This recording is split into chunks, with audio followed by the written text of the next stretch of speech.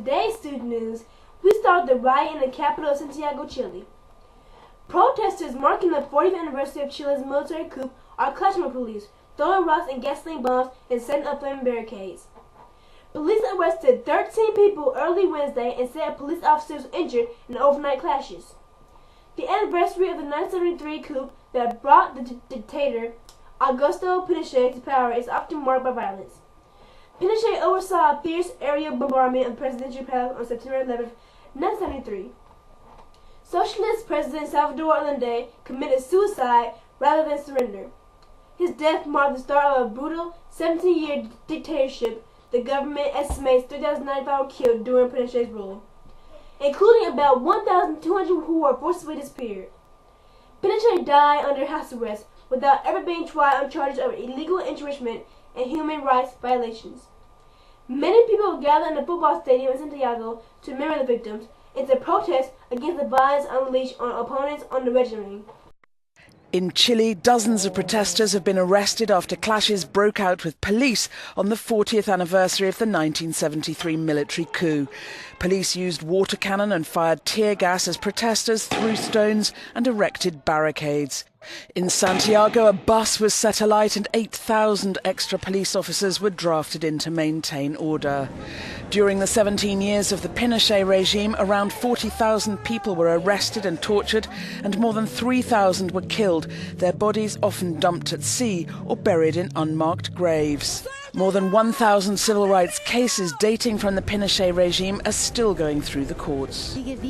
Her story is still alive and continues in this stadium because we have not yet reached the truth. In the meantime, this open wound doesn't heal, and that's why we're here, because I think it's important that we make it clear that we do this every year. The country remains divided over Pinochet's legacy. Although most people deplore his human rights record, a minority believe that Pinochet saved the country from poverty and civil war. A Chilean Association of Judges issued a long-awaited apology Thursday for abuses committed during the regime of the dictator Augusto Pinochet. The apology comes nearly 40 years after the September 11th, 1973 coup that ousted socialist leader Salvador Allende and installed Pinochet. Pinochet's rule from 1973 to 1990 was marked by allegations of abuse, disappearance, and torture. Chile's court system is considered to have been complicit in the human rights violations, shrugging off victims' complaints and denying it had information about the fate of those who disappeared. The judges reportedly rejected 5,000 cases of loved ones searching for their family members after they had been abducted or killed by the Pinochet government.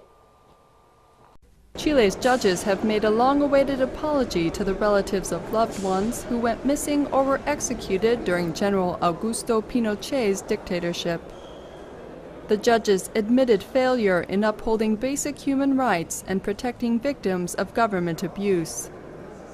Days before the 40th anniversary of the coup d'etat that ushered in Pinochet's 17-year dictatorship, Judge Daniel Urrutia issued an apology on behalf of the National Association of Magistrates.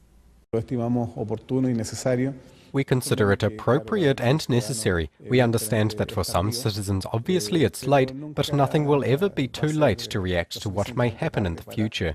We know that it must not have been easy at that time for judges. Some could criticize, saying it's easy in the current context of a democratic state of law to do a mea culpa of this type.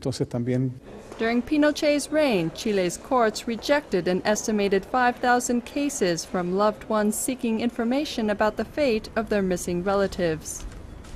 More than 2 decades on from Chile's return to democracy, victims' relatives are facing nearly total silence from military personnel who played a role in the deaths of thousands of suspected leftists. Some have rejected the belated apology. Here, these apologies are not worth anything without being accompanied by gestures that contribute to the investigation, the truth, and justice. Chilean President Sebastián Piñera, whose election ended 2 decades of center-left rule since Pinochet's dictatorship, says the courts had failed to uphold the Constitution and basic rights.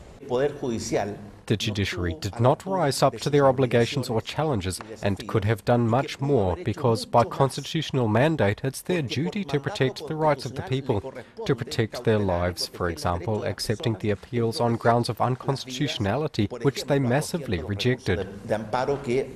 Only a small number of bodies of Pinochet's victims have been discovered in unmarked mass graves in the country, while hundreds of others were dumped out in the Pacific Ocean.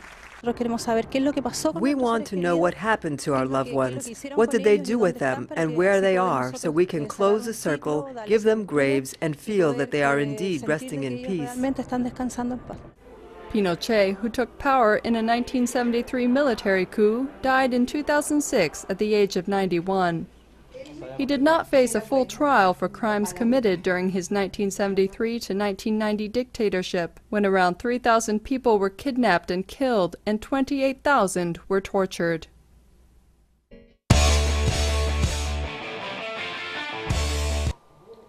Before we go, let's look at this furry felines movie.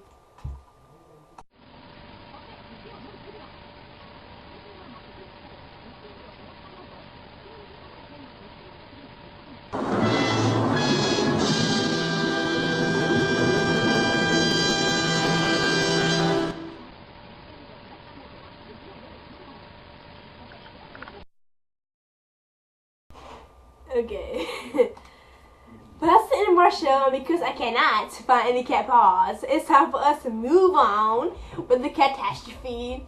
Bye. This has been Mckenzie Gets Sick, CNN Student News. Bye. Right, point at me.